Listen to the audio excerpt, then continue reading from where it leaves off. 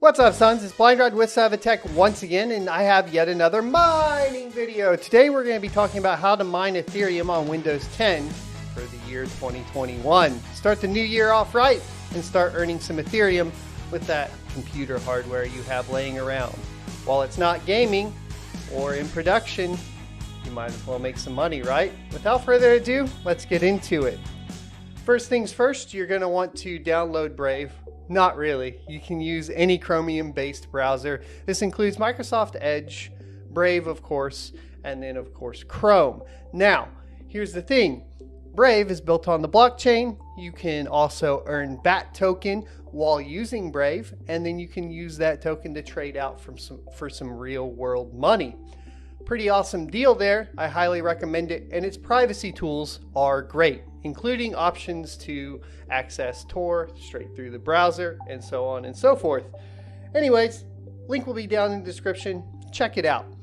It does work with all of your Chrome plugins, and the plugin we're going to be taking a look at today is going to be MetaMask. So every miner needs a wallet to store their currency.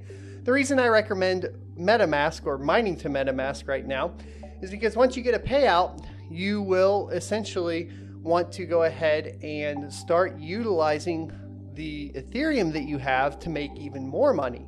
You can do this in MetaMask and Uniswap very easily. So I think it's a good step. And when you guys are ready to start learning about Uniswap and adding liquidity to tokens, let me know in the comment section below. The first thing you're going to do is just go to metamask.io and click the install MetaMask for Chrome. Alternatively, you can go straight to the MetaMask plugin page in the Chrome web store. Once there, you're going to click the Add to Brave button, or Add to Chrome if you're in Chrome, or Add to Edge if you're in Edge, and click Add Extension. Once the extension is installed, it will take you to a Get Started page. At this point, you're going to click Get Started. We're going to be creating a new wallet, so click Create a Wallet, agree, and then choose an easy password. Just kidding. Choose a difficult password. I recommend for creating passwords using a password manager. This could be anything from Kaspersky to LastPass or Dashlane. I have no preference. I currently use Kaspersky because it's built into my suite. So if you're interested in that, let me know in the comments section below. Once done, you're going to click I have read and agree to the terms of use. One more thing that you could use, which I will show you, is random.org. At random.org, you can scroll down to the password generator, make sure that you have at least 8 characters for MetaMask, and click Get Passwords. At this point, you'll be presented with a list of passwords, and this is an easy way and a free open source way without downloading any other software to generate random passwords. Next, we're going to click Create. And this is where you will get your secret key or secret words. This is for recovery of the wallet and is basically what you would use if you clicked the import wallet button and you're either moving browsers or moving machines and you just got a new machine. This is very important. A, you don't want to share this with anybody, and B, you don't want to lose it. Now that makes this pretty difficult. There are plenty of ways to go ahead and secure this information, and we'll go over 3 of them right now. But first, you're going to want to go ahead and Control-C it and put it in a notepad, or what I would recommend also is just writing it down on a piece of paper to continue setup. Now that we have it in a notepad, you need to decide where to keep it. If you want to keep it on the computer, I would recommend using something like an external USB drive that you encrypt with basically the built-in Windows 10 BitLocker option to go ahead and encrypt the information. Another option is using Nord Locker, which has been pretty helpful when moving between machines for me. It is basically an encrypted cloud storage service and works pretty well, and there's a free option that gives you 3 gigabytes, which is usually enough to store keys, or at least store keys temporarily. For the ultimate security, you really want to write this down and put it in a fireproof safe. safe or somewhere where you wouldn't lose it. And that's because anytime your key is on the internet or touching the internet in any form or fashion, there is always a possibility of getting hacked. One of the things that you will notice with MetaMask that they do here is when you're recovering, you don't actually type the words out. The reasoning for this is to prevent people from gaining your information through software known as keyloggers. So to confirm the secret backup, you'll see we actually just click the buttons for the words. So we have river, and you want to do it in order: cupboard, knock, certain, hope, loud, melt, vehicle, cash, boss, head, and silver. So now that we've put them all in order, we're going to click confirm, and we can start using the MetaMask wallet. As I discussed earlier, token swapping is here, so you can swap directly in the MetaMask wallet, which makes it super duper easy. And this is all what people are starting to refer to as DeFi with Uniswap. DeFi stands for decentralized finance, and is just an additional way for miners to essentially make money off of the coins that they've mined. That's why I recommend using MetaMask. Your other options for wallets include exchanges. However, it's recommended you never mine to an exchange, as well as paper wallets and hardware wallets. All of those options are great, but for beginners, I think MetaMask is the way to go. So now that we have this, we are going to go ahead and click our account and copy it to clipboard and paste it in that notepad. That way we know this is the recovery key for this wallet. This is your public wallet address, and it's okay for the wallet address to be exposed to the outside world because it's how you accept and send payments. Will all be tied to this address. The next step is going to be downloading the miner. So today we're going to be using LOL Miner 1.17. It was released 16 days ago, and we are going to be obtaining it directly from their GitHub. There are a lot of different phishing websites, as well as a lot of different issues when trying to search for a miner in Google or even DuckDuckGo, where you could download something malicious. And this is important because you need to keep in mind that all miners are considered malicious to some extent by every antivirus solution, which means you will have to make an exception. So you want to be very, very certain that you're downloading from a safe website, because you will have to allow it through, of course, your firewalls, as well as through the browsers, so on and so forth. Brave browser is a little bit easier. Chrome will try to block it, so will Edge. So if you want to avoid that, I don't find that the Brave browser blocks it quite as often, because obviously it's built on blockchain. So we're going to scroll down, and we are looking for the LOL Miner v1.17 win64.zip, and we're going to start downloading. Once downloaded, we're going to click the little up arrow and click show in folder. At this point, we can go ahead and extract it. I would recommend putting it somewhere that you want to access it from. I personally usually put it on a secondary drive called games under my miners folder, but for today we're just going to extract it in the downloads folder. So you will right click and say extract all if you're using the built-in Windows 10 decompression tool, or you can use 7-zip or WinRAR. It's all up to you. If you are using 7-zip or WinRAR, I assume that you already know how that functions. So we're going to click extract all and then extract. At this point, we will have all the files to start mining. There are some pre-configured batch files here, and they are preceded by .bat. If you do not see the .bat or the .text, these are known as file extensions, and you will need to go into your folder options to be able to see them, and this will be important later on. So what you'll want to do is go down to your Cortana search bar and search for File Explorer Options. Once you have that, you'll click the View tab, And then down here, you want to uncheck the box for hide extensions for known file types. Because essentially, if we have it like that, this is probably what it looks like if you haven't already done this before. And yeah, I know. And there's my antivirus. So you see here that we basically have no file extensions. So if we wanted to create our own batch file, it would be a little bit more difficult. This just makes it clear. Uncheck it, click apply, and then you should see all of your file extensions. So now that we have our batch files, we need to go ahead and obtain the rest of the information to configure the files. We'll be doing that by heading over to our favorite mining pool, ethermine.org. The mining pool is up to you. There are many different options, and depending on your region, you may want to choose one that is closer to you. That being said, Ethermine is most popular in the US, but does have international options as well. And then, of course, in China, you have things like Spark Pool, which would be the next largest one. And we will go over specific pools and maybe do pool reviews later on. If you're interested, let me know once again in the comment section below. So at this point, you'll just want to click the little menu button up in the top left and click the Start Mining option. And here is where you are going to find your mining server.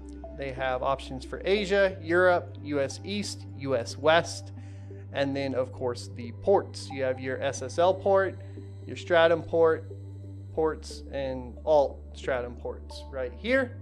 We're going to be basically just modifying a pre-configured batch file from the miner that we downloaded. So we're going to go back to our file explorer. We are going to find the one that says mine ETH, and this is something we also need to talk about.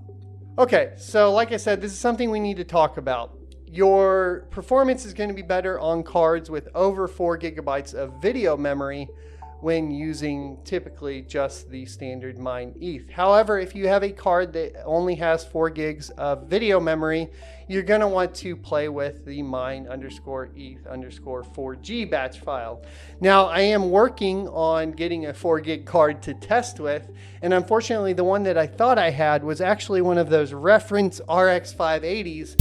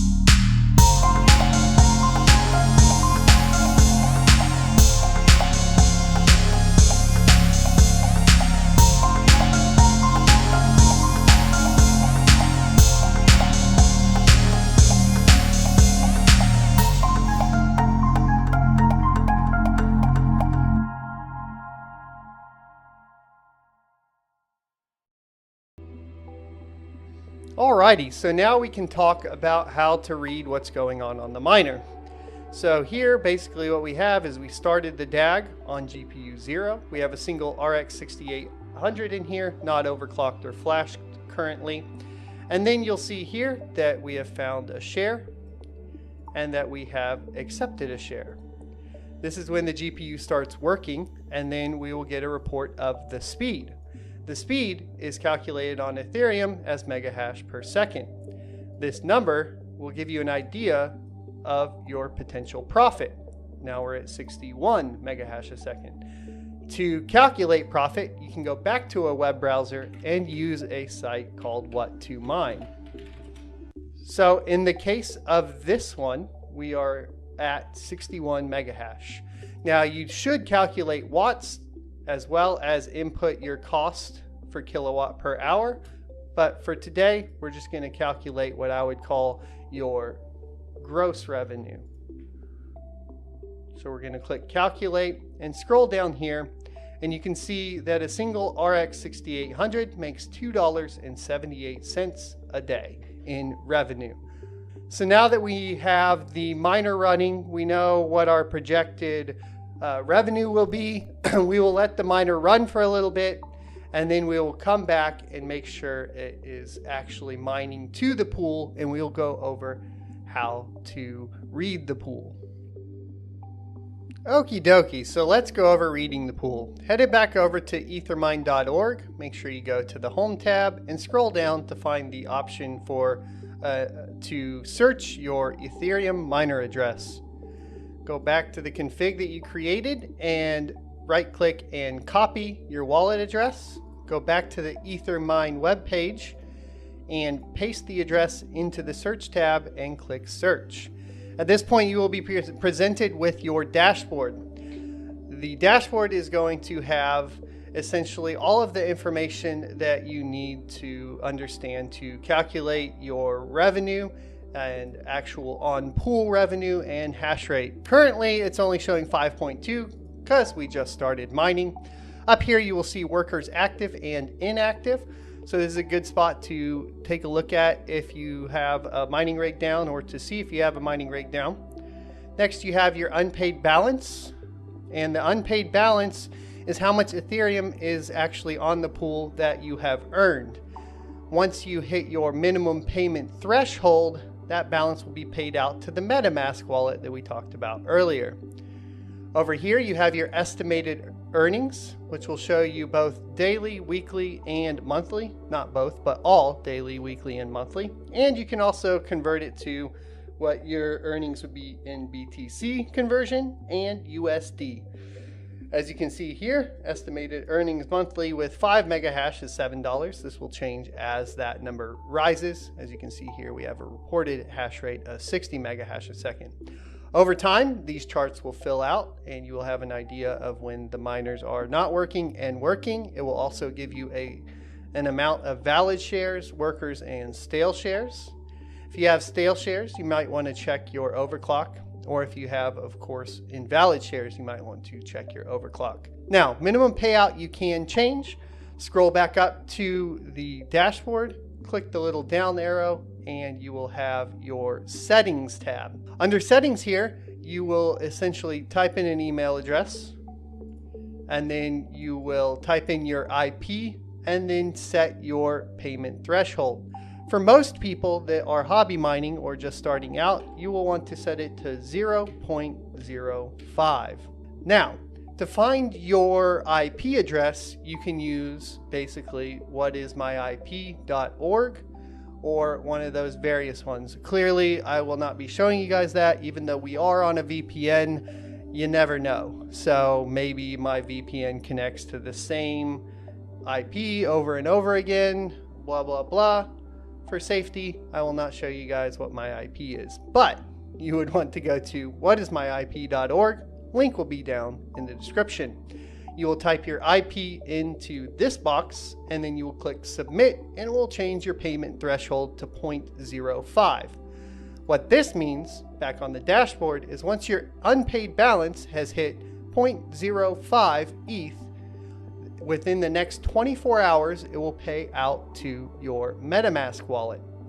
So for your MetaMask wallet, you can go ahead and pin it to your plugins, and then you will click it, log in, and then you'll have the option to buy, send, or swap. Clearly, you'll want to be sending it out to an exchange or swapping it into another token. What I recommend is swapping it into another token and then using Uniswap to go ahead and add it to liquidity to earn some additional fees. This is not financial advice, it's just what I'm doing. Now, let's talk about actually getting your money out into dirty fiat. Now for fiat, you are going to need to set up something on an exchange. Exchanges that use Ethereum are plentiful. You have options of Coinbase and Binance. One of my favorite, of course, though, is going to be crypto.com. I'll leave a referral link down in the description below for you guys to check out. If you click it, you get an extra $25 for signing up. I get an extra $25 for signing up, all up front. That's how you do it. Crypto.com will allow you to exchange currencies as well as add it to a card. You can get basically a debit card from them, and you can directly add it into the app and just click the top up button, and it's pretty awesome. I highly recommend it, except for one big caveat, and that's that you don't control your private keys. So it actually holds it in kind of a master wallet situation. I wouldn't recommend keeping a majority of your assets in Crypto.com, or of course even something like Coinbase. Personally, I would feel better with MetaMask, a hardware wallet, or of course, an offline wallet all the way. So hardware wallet options are things like the Ledger and of course Trezor. We can cover those in another video, and let me know in the description below, out of all the videos we've mentioned, which would be most helpful for you. Thanks everybody for watching. I hope this video was helpful. If it was, leave a like, comment, and subscribe down below. And as always, I'll see you next Tuesday.